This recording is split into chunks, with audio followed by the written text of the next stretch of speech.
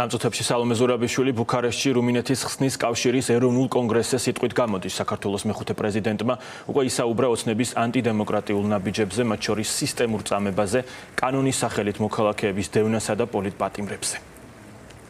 დღეს საქართველო გზაჯვარედინზე დგას. ამჟამინდელმა რეჟიმმა, რომელიც არ იქნა არჩეული თავისუფალ და სამართლიან არჩევნებში, გადაწყვიტა ჩვენი კონსტიტუციის და უფრო მეტიც, ხალხის ნების საწინააღმდეგოდ, მკვეთრად შებრუნდეს ევროპისგან, დემოკრატიისგან. წლების განმავლობაში საქართველო ევროპულ ინტეგრაციას მისდევდა, ახორციელებდა მნიშვნელოვან რეფორმებს, იმსახურებდა მხარდაჭერას მთელ კონტინენტზე და ევროკავშირის საწინააღმდეგო პროპაგანდის ბოლოდროინდელი ტალღების მიუხედავად, ქართველების დაახლოებით 80% კვლავ მტკიცედ უჭერს მხარს ევროკავშირის წევრობას.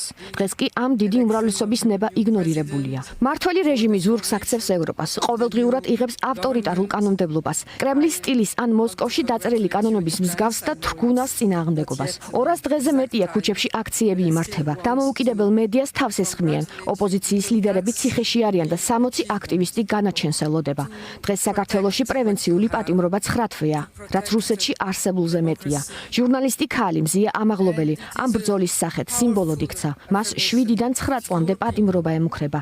არაფრისთვის, მაგრამ ყველაფრისთვის, რადგან ის იბრძოდა და გააგრძელებს ბრძოლას ციხიდანაც კი.